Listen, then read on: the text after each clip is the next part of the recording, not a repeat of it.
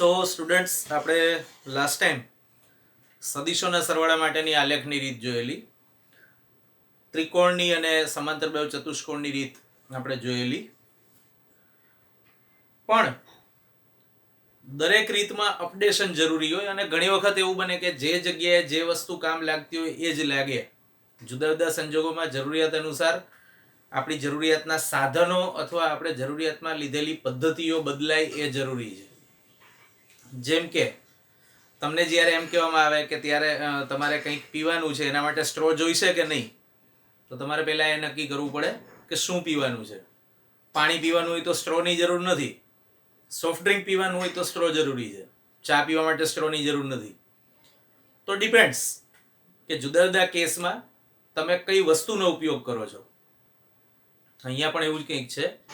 આપણે જે આલેખની રીત જોઈ, ભૌમિતિક રીત જોઈ સદીશોના સરવાળા માટેની, થોડી યાદ કરીએ, કારણ કે યાદ કર્યા વગર એ ખ્યાલ નહીં આવે કે આ રીતની જરૂર શું પડી. આપણે જે અત્યારે જોવા જઈ રહ્યા છીએ 4.6 સદીશોના સરવાળા માટેની બૈજિક રીત, એની જરૂરિયાત શું છે એ સમજવા માટે પહેલા તમારે એ સમજવું પડે કે ભાઈ આલેખની રીતની તકલીફ શું હતી.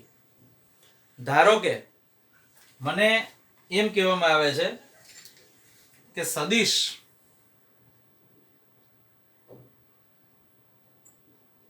નું મૂલ્ય અને ખૂણો બે વસ્તુ આપેલા છે. ખૂણો મીન્સ ધન x દિશા સાથે રચાતો ખૂણો માની લો. તો પહેલી વખત તમને આપવામાં આવે છે સદિશ a, ધારો કે તો a નું મૂલ્ય 7 એકમ છે અને એણે ધન x દિશા સાથે બનાવેલ ખૂણો છે 0 ડિગ્રી, મતલબ એક્ઝેક્ટલી ધન x દિશામાં જ છે. પછી બીજો સદિશ છે જેનું મૂલ્ય છે 9 એકમ અને એણે ધન x દિશા સાથે બનાવેલ ખૂણો છે 30 ડિગ્રી 34 મિનિટ.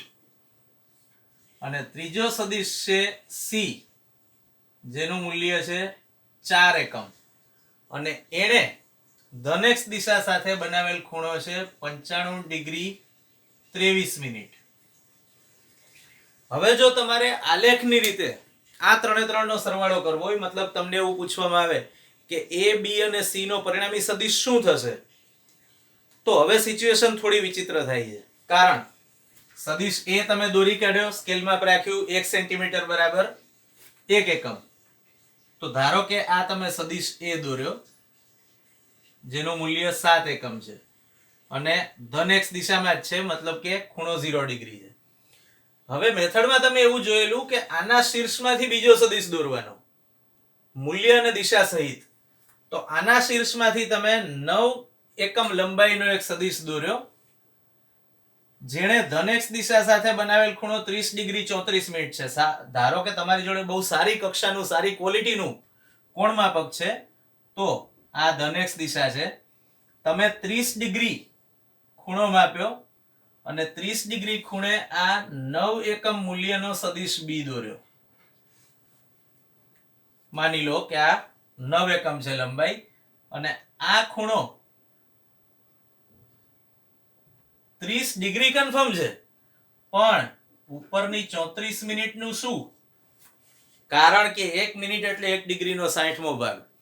તો હવે આટલું સૂક્ષ્મ ભાગ 34 મિનિટ જેટલું સૂક્ષ્મ માપ લેવું શક્ય નથી કોઈ પણ સારામાં સારા કોણ માપક વડે પણ. અચ્છા, ત્રીજી વસ્તુ, હજુ c દોરવાનો છે આના શીર્ષમાંથી જેણે ધન x દિશા સાથે બનાવેલ ખૂણો 5 degree 23 minute, sorry 95 degree 23 minute છે. તો પાછી આ ધન x દિશા, જેમ અહીંયા આ ધન x દિશા લીધી હતી એવી રીતે અહીંયા પણ ધન x દિશા લીધી. c નું મૂલ્ય 4 એકમ છે અને ધન x દિશા સાથે રચાતો ખૂણો ગ્રેટર ધેન 90 છે, મતલબ કે આ 90 નો ખૂણો થયો ધન x સાથે અને આ ઉપર બીજી 5 ડિગ્રી અને c નું મૂલ્ય 4 એકમ.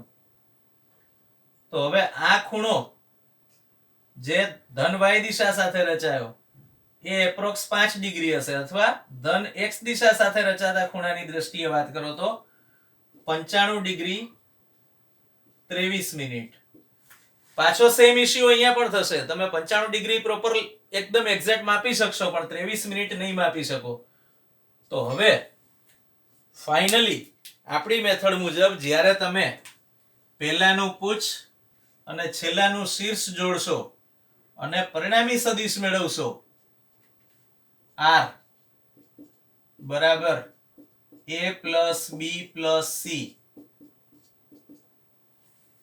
તો એમાં ભૂલ આવશે. ધારો કે તમને એમ કહેવામાં આવે કે ભાઈ તમે 10 કિલો વસ્તુ લીધી તો 10 કિલોમાં 10 ગ્રામની ભૂલ આવી, ધારો કે જોખવામાં, ચાલે, ઇટ્સ ઓકે. પણ 10 કિલો તમે 1000 વખત લેવાના હો તો પછી એ ભૂલ પણ 1000 ગણી થશે, તો પછી બહુ મોટું નુકસાન થઈ ગયું. તો અહીંયા તો એવું છે, કોઈ એક સદિશના માપનમાં ભૂલ આવી હોય તો એની પણ ઇફેક્ટ તો જોવા મળે જ છે. તો આપણે તો અહીંયા 3 સદિશો લીધા છે અને હજુ નમૂના રૂપે 3 સદિશો છે. ફિઝિક્સમાં આગળ ઉપર તમારે એવા સદિશો આવશે કે જે હજારોની સંખ્યામાં લઈ શકાય, તો એમને આવી રીતે દોરવા એ મેથડ વ્યવહારિક નથી એવું કહી શકાય. તો એના માટે આપણે આ રીત વિચારી, સદિશોના સરવાળાની બૈજિક રીત, કે જેમાં ભૂલ આવવાના ચાન્સીસ ખૂબ સૂક્ષ્મ છે એવું કહી શકાય. તો હવે આપણે આ સદિશોના સરવાળાની બૈજિક રીતનો અભ્યાસ કરીએ છીએ. એકચ્યુઅલી બૈજિક રીત એટલે શું? આપણે સદિશને જ્યારે એના ઘટકોના સ્વરૂપમાં દર્શાવીએ, ધારો કે હું પહેલા લખું છું સદિશ a, તો હું જ્યારે a ને ઘટકોના રૂપમાં લખું ત્યારે લખાય આવું: axi plus ayj plus azk. મેં સદિશની રજૂઆત એના ઘટકોના પદમાં કરી એવું કહી શકાય. ax ay az ત્રણે ત્રણ a ના ઘટકો છે. અચ્છા, એ જ રીતે હું બીજો સદિશ વિચારું છું, ધારો કે b, તો b ને આ જ રીતે લખું: bxi plus byj plus bzk. તો હવે જો મારે a અને b નો પરિણામી સદિશ જોઈતો હોય ઘટકોના રૂપમાં, તો ધારો કે a પ્લસ b નો પરિણામી સદિશ r મળે છે. ધારો કે પરિણામી સદિશ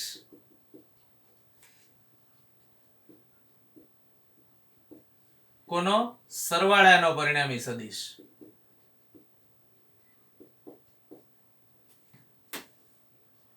r છે.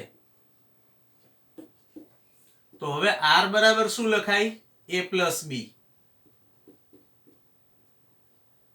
કારણ કે આ સરવાળાનો પરિણામી સદિશ છે. બાદબાકીનો હોય તો a માઇનસ b લખવું પડે. તો હવે મારે આના જ્યારે ઘટકો જોઈએ છે ત્યારે દેખીતી વાત છે કે મારે a અને b ની રજૂઆત પણ ઘટકોના રૂપમાં કરવી પડશે. તમે ત્રુટિ વખતે એવું ભણી ગયા કે જો તમારે કોઈ ભૌતિક રાશિનું મૂલ્ય ત્રુટિ સહિત જોઈતું હોય તો એના માપનમાં અથવા ગણતરીમાં વપરાતી જે કોઈ ભૌતિક રાશિ આવતી હતી એનું મૂલ્ય પણ ત્રુટિ સહિત લેવું પડતું હતું. અહીંયા પણ એવું જ થશે. તો હું a અને b ના મૂલ્યો આ ઘટકો રૂપે દર્શાવું સમીકરણો. તો axi plus ayj plus azk, આ સદિશ a ની કિંમત છે, a ની રજૂઆત છે. એ જ રીતે સદિશ b ની રજૂઆત હું ઘટકોના રૂપમાં કરું, અહીંયા જે લખ્યું હતું એ રીતે. તો હવે લખાય bxi plus byj plus bzk. હું જોઈ શકું છું કે અહીંયા i કેરેટ વાળા બે સદિશો છે, એક આ છે અને બીજો આ છે. એ જ રીતે જે કેરેટ વાળા બે સદિશો આ છે અને આ છે, અને આ બંને કે કેરેટ વાળા સદિશો છે. તો આવું થોડું આડું લખવાના બદલે બેટર ઓપ્શન છે કે હું એને i જે કે ના યોગ્ય પદો સહિત ગોઠવીને લખું. તો હવે પહેલા હું i કેરેટ વાળું પદ લખું, ax, અને અહીંયા છે પ્લસ bx, બંનેમાંથી i કેરેટ કોમન. એ જ રીતે બીજું પદ જે કેરેટ વાળા બે પદો, તો મળશે ay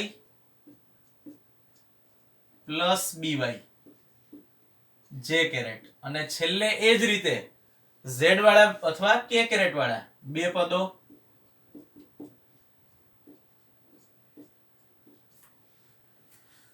અને સમજી શકાય એવી વસ્તુ છે કે જો હું અહીંયા a અને b ને ઘટકોના રૂપમાં લખતો હું તો પછી મારે r સદિશ એટલે કે પરિણામી સદિશ, આપણે r કેમ લીધું? રિઝલ્ટન્ટ વેક્ટર, રિઝલ્ટન્ટનો r લીધો છે આપણે. પરિણામી સદિશ પણ મારે ઘટકોના રૂપમાં દર્શાવવો જોઈએ. તો હવે હું અહીંયા શું લખી શકું? rxi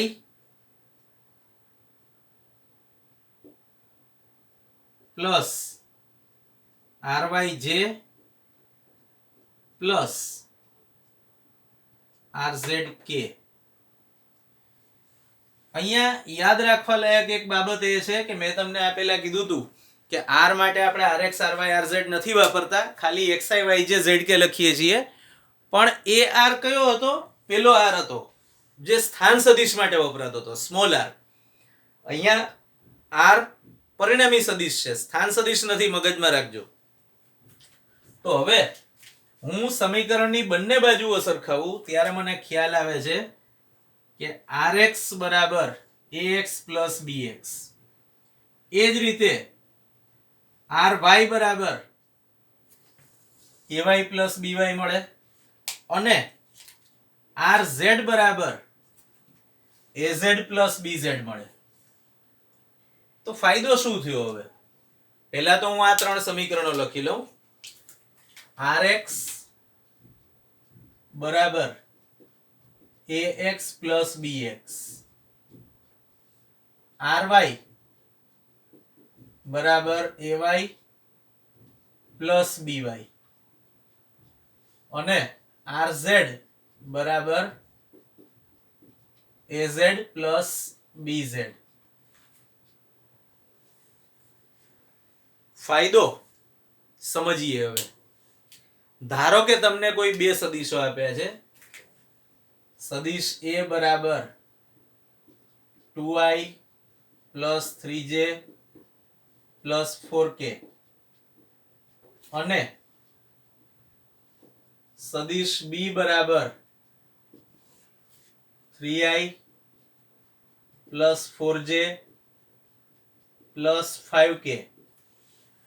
હવે જ્યારે તમને એવું કહેવામાં આવે છે કે આ બંનેનો સરવાળો કરો, જો તમે ભૌમિતિક રીત યુઝ કરતા હોત તો શું કરત? હું દેખાડું. અહીંયા સદિશ a દોરીએ. પહેલા x દિશામાં 2 એકમ, પછી y દિશામાં 3 એકમ, અને પછી z દિશામાં 4 એકમ, મતલબ અહીં સુધી કદાચ માની લો બોર્ડથી આટલે આગળ સુધી.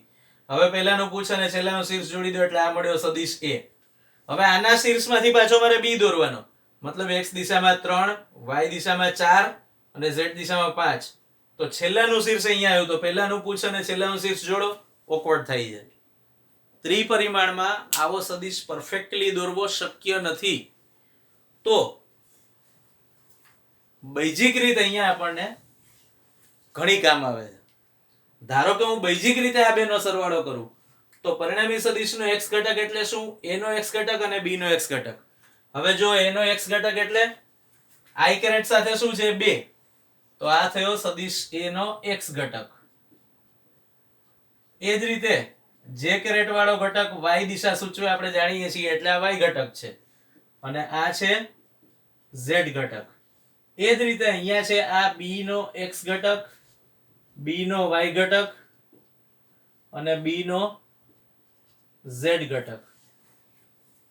તો હવે જ્યારે તમને એવું કહેવામાં આવે કે આ બંનેના સરવાળાનો પરિણામી સદિશ શોધો, તો સિમ્પલી આ જ સૂત્ર યુઝ કરવાનું છે. r બરાબર rx i કેરેટ એટલે કે ax plus bx i caret plus ay plus by j caret plus az plus bz k caret. હવે કિંમતો મૂકતા જાઓ. ax પ્લસ bx એટલે 2 plus 3 i caret, ay plus by એટલે 3 પ્લસ 4 જે કેરેટ અને az પ્લસ bz એટલે 4 plus 5 કે કેરેટ 2 ને 3 5 3 ને 4 7 અને 4 ને 5 9 તો આ તમને પરિણામી સદિશનું સમીકરણ મળી ગયું અને મૂલ્ય જોઈતું હોય તો સિમ્પલ પાછું આપણે જે મેથડ યુઝ કરતા હતા એ જ અંડર રૂટ બધા ઘટકોના વર્ગોનો સરવાળો જે આવે તમારો જવાબ હશે તો બૈજિક રીત વડે સરવાળો કરવાનું આલેખીય રીત કરતા પ્રમાણમાં ઘણું બધું ઈઝી થઈ ગયું હવે ધારો કે તમે આ બૈજિક રીત વડે મે બી બે ઘટક વાળો સદિશ વિચારો છો અને મતલબ ખાલી x અને y બે જ ઘટક હોય અહીંયા આપણે જે ઘટકો લીધા એ ત્રણ છે જો x y અને z ત્રણે ઘટકો હાજર છે ધારો કે 3 ના બદલે બે જ ઘટકો હોય તો મેથડમાં કોઈ જ ચેન્જ નથી થતો બધામાંથી z વાળું પદ નીકળી જશે ધેટ્સ ઓલ અહીંયા પણ એવું જ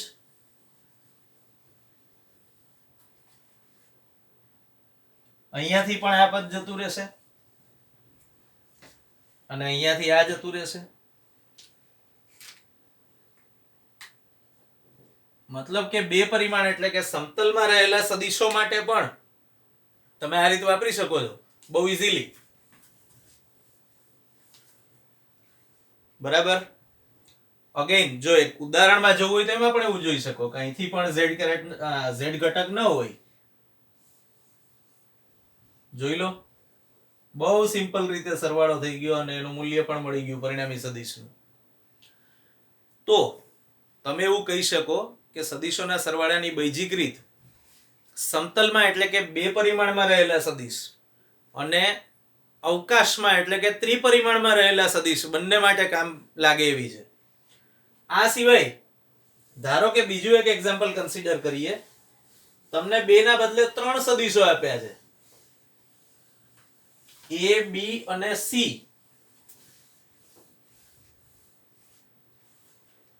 હવે આપણે ત્રણ સદિશો કન્સિડર કરીએ ત્રીજો સદિશ છે c તો c ને ઘટકોના રૂપમાં શું લખાય cxi cyj અને તમને એવું કહેવામાં આવે છે કે a માં b એડ કરવાનો છે પણ c એમાંથી બાદ કરવાનો છે તો શું તો a b તો આપણે ઓલરેડી લખેલા છે માઈનસ લખી કાઢો અહીંયા cxi cyj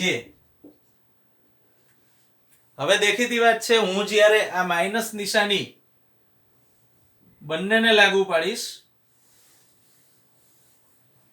cx અને cy બંનેને ત્યારે બંને પદો ઋણ થઈ જશે તો હવે મારે શું લખવાનું ax bx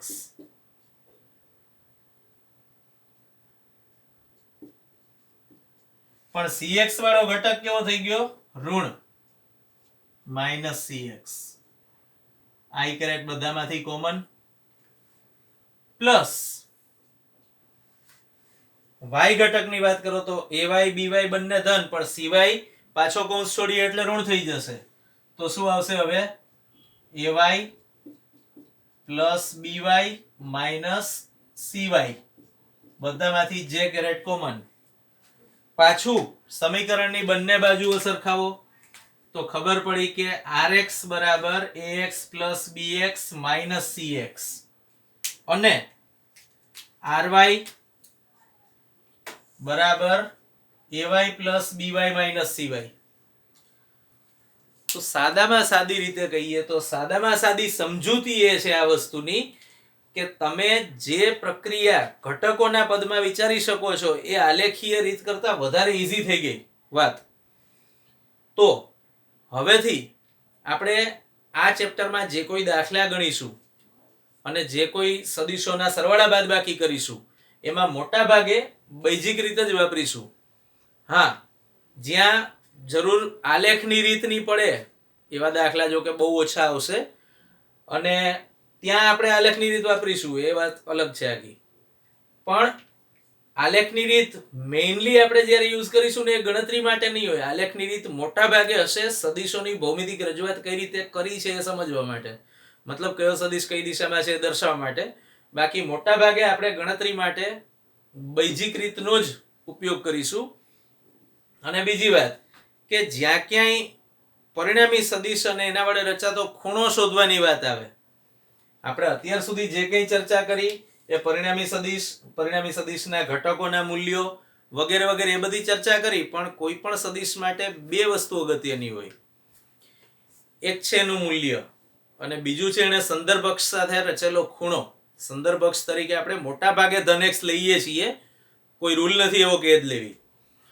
તો ખૂણો કેટલો રચાય છે, મતલબ સદિશ કઈ રીતે ગોઠવાયેલો છે એ અગત્યની વસ્તુ છે. આપણે જ્યારે શરૂઆતમાં સદિશના પ્રકારો બધા જોયેલા ત્યારે મેં તમને બે પ્રકારના સદિશો સમજાયા હતા. એક હતા મુક્ત સદિશો જે કોઈ પણ બિંદુએથી કોઈ પણ રીતે દોરી શકાય, અને બીજા જે હતા એ હતા સ્થાનીય સદિશો, મતલબ કે તમે આડેધડ મન પડે એમ ના દોરી શકો, નિશ્ચિત જગ્યાએથી નિશ્ચિત રીતે જ એને દોરી શકાય. તો જ્યારે સ્થાનીય સદિશોની વાત આવે ત્યારે એ કઈ રીતે ગોઠવાયેલો છે, મતલબ કઈ દિશામાં ગોઠવાયેલો છે એ બહુ અગત્યનો મુદ્દો હોય છે. તો આપણે હવે જે કંઈ ચર્ચા કરીશું લેટર ઓન થોડા ટાઈમમાં એ પરિણામી સદિશે રચેલો ખૂણો કઈ રીતે શોધવો બૈજિક રીત વડે એના વિશેની વાત આવશે એમાં. અને તમારી ટેક્સ્ટ બુકમાં આ વસ્તુ ઉદાહરણ રૂપે આપેલી છે. આપણે જ્યારે લઈશું ત્યારે હું તમને યાદ કરાવીશ કે ભાઈ જો આ પરિણામી સદિશની દિશા શોધવા માટેનો નિયમ છે. હાલ પૂરતું આપણે એના પર નથી જતા, પણ આવો એક દાખલો તમારી ટેક્સ્ટ બુકમાં ઉદાહરણ રૂપે આપેલો છે. તમે એને થિયરી પણ ગણી શકો છો. અને અહીંથી બીજો એક બહુ અગત્યનો મુદ્દો આવે છે. શક્ય છે કે તમને તમારી ટેક્સ્ટ બુકમાં જે કોઈ વસ્તુ આપી છે એ ઉદાહરણમાં આપી છે, બની શકે કે એને થિયરી બનાવીને પૂછવામાં આવે, તમે એને થિયરી પણ ગણી શકો. ચલો માની લો કે ઉદાહરણની રકમ ના આપી હોય ને આ થિયરી આગળ કન્ટિન્યુ કરી હોય તો એ જ પોર્શન આવત. બની શકે કે કોઈ દાખલા પરથી તમને થિયરી બનાવીને પૂછવામાં આવે જે મેં કીધું એમ ઉદાહરણમાંથી, અથવા બની શકે કે થિયરી પરથી દાખલો હોય જે મોટા ભાગના કેસમાં હોય છે. તો આપણે એક વસ્તુ મગજમાં રાખવાની કે આપણે અમુક ઉદાહરણો એવા પણ ભણીશું કે જેની રકમ પણ આપણને આવડવી જરૂરી છે. તમારા ઘણા બધા પ્રશ્નો લેટર ઓન ફિઝિક્સમાં 11th-12th બંનેમાં એવા પણ આવશે કે જેમાં તમારે ઉદાહરણની રકમ પણ યાદ રાખવી પડશે, કારણ કે રકમમાંથી કોઈ ક્વેશ્ચન નીકળતો એવું બની શકે. તો હવે આપણે જે પોર્શન પર જઈશું એ પોર્શનમાં જ્યારે એ વસ્તુ આવે પરિણામી સદિશે બનાવેલ ખૂણો શોધવાની બૈજિક રીત, ત્યારે હું તમને થોડું એલર્ટ કરીશ.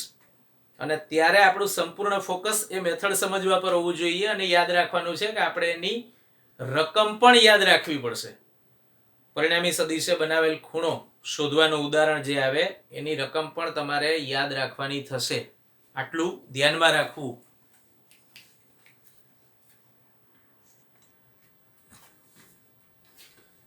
હવે અત્યારે આપણે તમારા ટેક્સ્ટ બુકના સ્વાધ્યાયના અમુક પહેલો, બીજો અને ત્રીજો જે બહુ બેઝિક પ્રશ્નો છે એ જોવા જઈ રહ્યા છીએ. પહેલામાં તમને એવું પૂછ્યું છે કે સદિશ છે કે અદિશ એ ઓળખો, મતલબ સાદી ભાષામાં કહીએ તો તમને અમુક ભૌતિક રાશિઓ આપેલી છે, તમારે એનું વર્ગીકરણ કરવાનું છે કે કઈ કઈ સદિશ છે અને કઈ કઈ અદિશ છે. તો પહેલા આપણે અદિશ કઈ કઈ છે એ લખીશું અહીંયા, અને સદિશ કઈ કઈ છે આપણે અહીંયા લખીશું.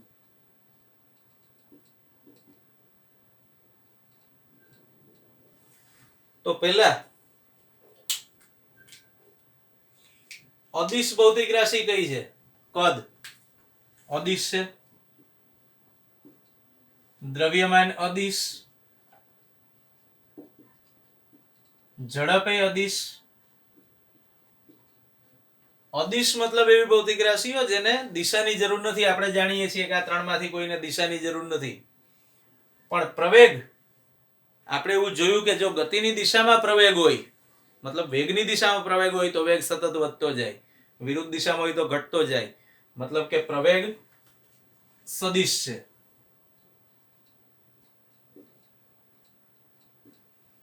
અચ્છા, પછી ઘનતા અદિશ. ઘનતા એટલે એકમ કદ દીઠ રહેલું દળ, દળ અને કદ બંને અદિશ છે એટલે ઘનતા પણ અદિશ.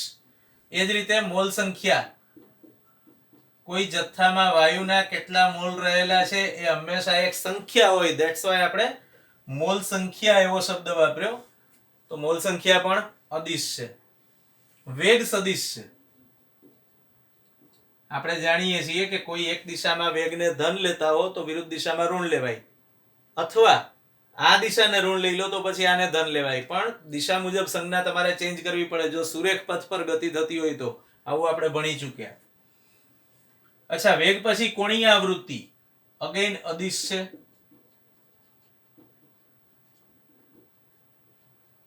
અચ્છા, કોણીય આવૃત્તિથી એક વસ્તુ વધારાની યાદ આવે છે, ધ્યાનમાં રાખવું કે ભાઈ જરૂરી નથી એમ કે ભાઈ આપણને જે કોઈ ભૌતિક રાશિઓના નામ આપ્યા છે એના વિશે આપણે જાણતા જ હોઈએ.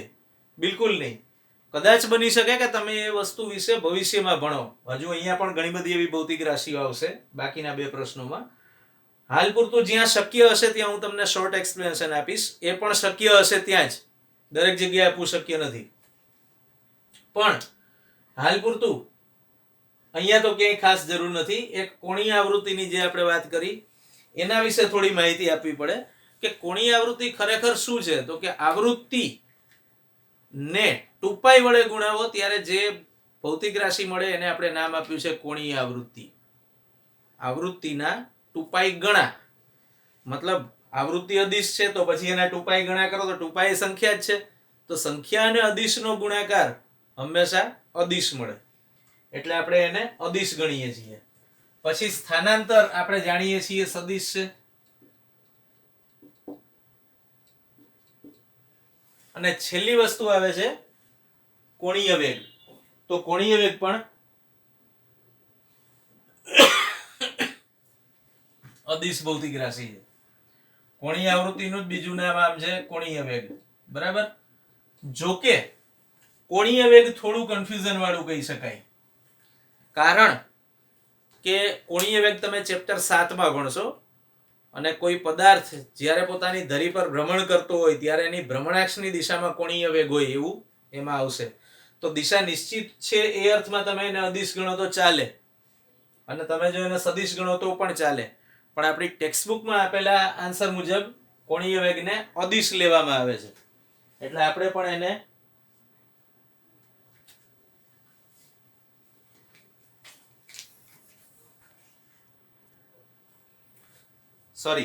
આપણી ટેક્સ્ટબુકમાં આપેલા ઉદાહરણ મુજબ જવાબ મુજબ એને સદિશ ગણેલ છે. તો આપણે એને સદિશોના લિસ્ટમાં મૂકીએ એટલે આ કોણીય વેગ પણ સદિશ છે. અચ્છા, અહીંયા વધારે એક વસ્તુ હજુ પણ યાદ રાખવાની છે.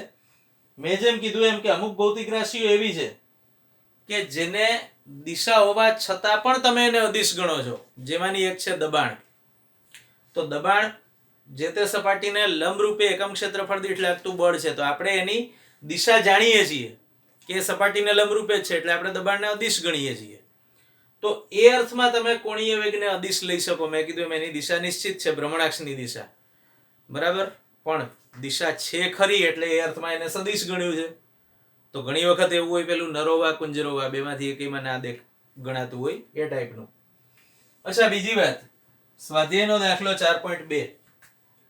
કઈ 2 અદિશ ભૌતિક રાશિઓ છે એ તમારે કહેવાનું છે. અગેન અહીંયા પણ એવી અમુક ભૌતિક રાશિઓ આવશે જેના વિશે તમે હજુ સુધી ભણ્યા નથી. હું તમને એક શોર્ટ વસ્તુ સમજાવી દઈશ જરૂર લાગે ત્યાં અને પોસિબલ હોય ત્યાં. બળ વિશે જાણો છો, બળ સદિશ છે એ પણ જાણો છો. બળ પ્રોપર દિશા સહિત દર્શાવવું જરૂરી છે. મેં તમને ઉદાહરણ સહિત આ બાબત સમજાવેલી છે. કોણીય વેગમાન અગેન ચેપ્ટર 7 માં આવશે અને કોણીય વેગમાન સંરક્ષણનો નિયમ ચેપ્ટર 1 માં ભણી ચૂક્યા છો તો એ સદિશ છે. કાર્ય અદિશ અને વિદ્યુત પ્રવાહ, તમને 2 અદિશ કયા છે એ પૂછ્યું છે તો આ 2. કારણ વિદ્યુત પ્રવાહની દિશા અગત્યની નથી. વિદ્યુત પ્રવાહ એટલે બેઝિકલી એકમ સમયમાં પસાર થતો વિદ્યુત ભાર. રફ વ્યાખ્યા એવી અત્યારે આપી દઈએ તો સમય અને વિદ્યુત ભાર બંને અદિશ છે. તો એના પરથી ગણેલી ભૌતિક રાશિ એટલે કે વિદ્યુત પ્રવાહ પણ અદિશ છે. અને કાર્ય, તો કાર્ય ખરેખર બળ અને સ્થાનાંતર પરથી શોધી શકાય, પણ એનો ગુણાકાર વિશિષ્ટ રીતે કરવામાં આવે છે. એટલે કાર્ય પોતે પણ અદિશ છે. ભલે જે બેનો ગુણાકાર કર્યો બળ સ્થાનાંતર બંને સદિશ, પણ કાર્ય અદિશ છે. રેખીય વેગમાન સદિશ છે. દેખીતી વાત છે, બે જ અદિશ હતી તો પછી બાકી રહી બધી સદિશ. વિદ્યુત ક્ષેત્ર સદિશ જે તમે 12મા ધોરણમાં ભણશો. સરેરાશ વેગ સદિશ છે. ચુંબકીય ચાકમાત્રા સદિશ છે. ચુંબકીય ચાકમાત્રા પણ તમે 12થમાં ભણશો. અને સાપેક્ષ વેગ તો ઓબ્વિયસલી સદિશ છે. જ્યાં ક્યાંય વેગ આવે એ વસ્તુ સદિશ હોય છે.